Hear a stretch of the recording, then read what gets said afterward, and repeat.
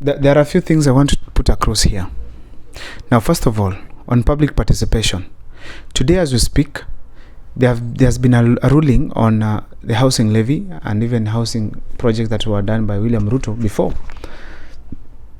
They were said to be unconstitutional by the Kenyan courts. But now the same Kenyan courts are saying that they are constitutional and that Kenyans were fully involved.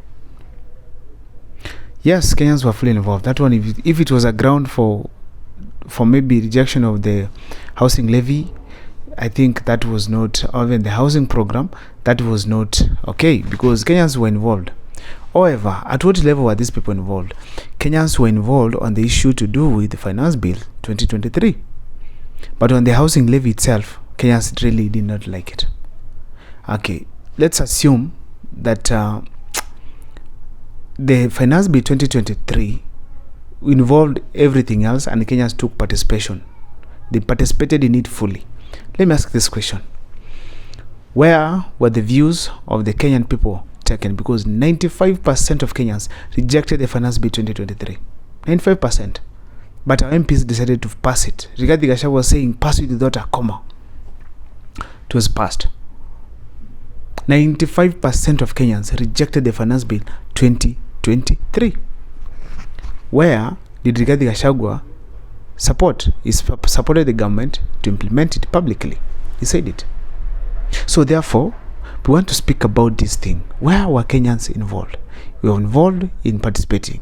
Well, where were the views taken? We need our lawyers to clarify here. If you are a lawyer, can you clarify this?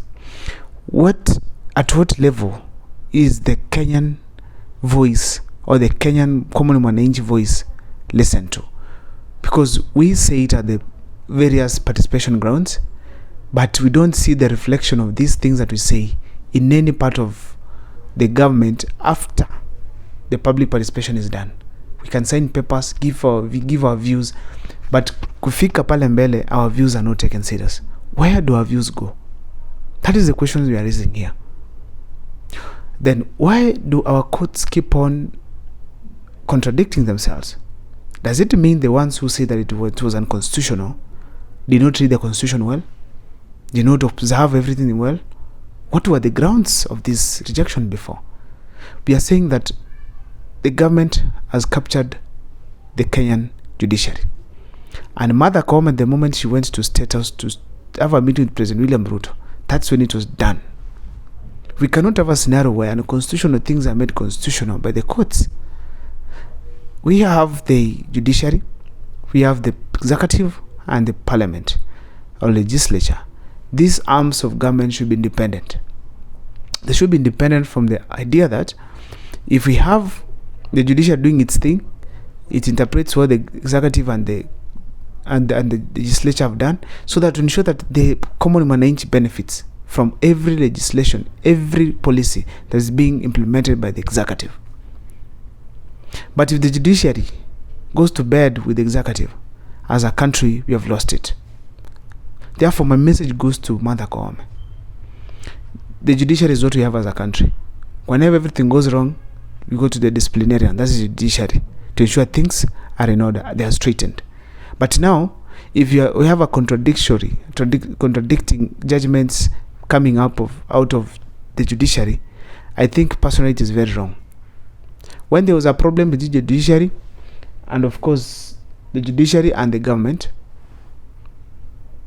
the judiciary and the executive, we saw the judiciary, Mother Koome herself, going to State House to talk with William Ruto and share on such things. It is now clear that their talk in State House, it was not basically meant to solve the issues. It was on how to harm or injure the common mwananchi and ensure that the common mwananchi is suffering. Because why is it that every policy that is taken to parliament or the courts being challenged for being unconstitutional or being painful to the common mwananchi get support from the judges? Some judges say no, others say yes. Where do we lay as Kenyans? The housing levy, it's a very painful thing we're experiencing in the country. Because I want to give an example as I finish up this video.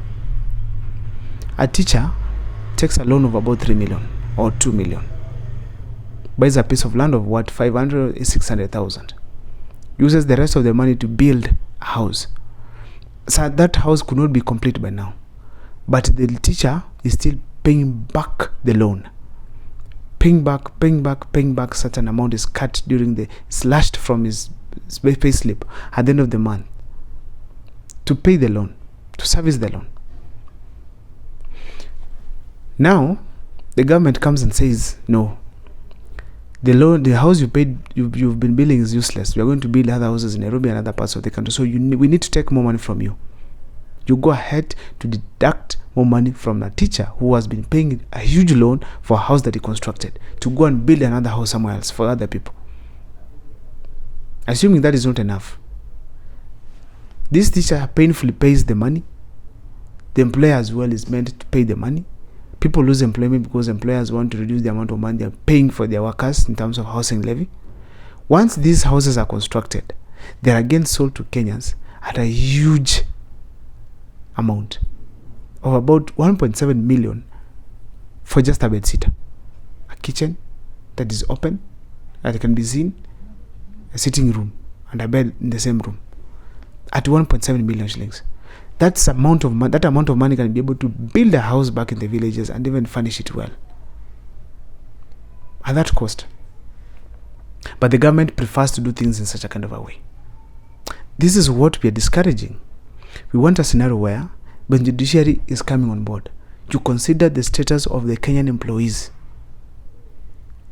They are suffering, being paid peanuts as the MPs use choppers, buy belts of 500,000, 50,000 plus, a belt of 50,000, a watch of almost 1 million.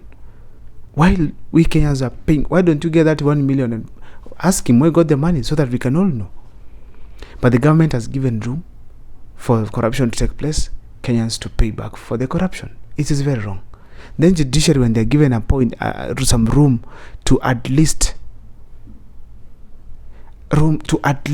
correct some of this mess, they decide to support the government in the expense of the common mananchi.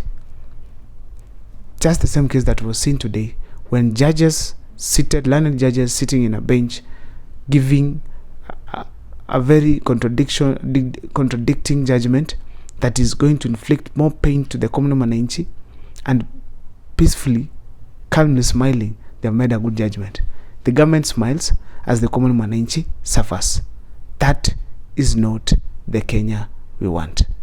Please let me see your comment section whether you support the constitutionality of the housing levy and the finance bill 2023 and the housing programs in the country.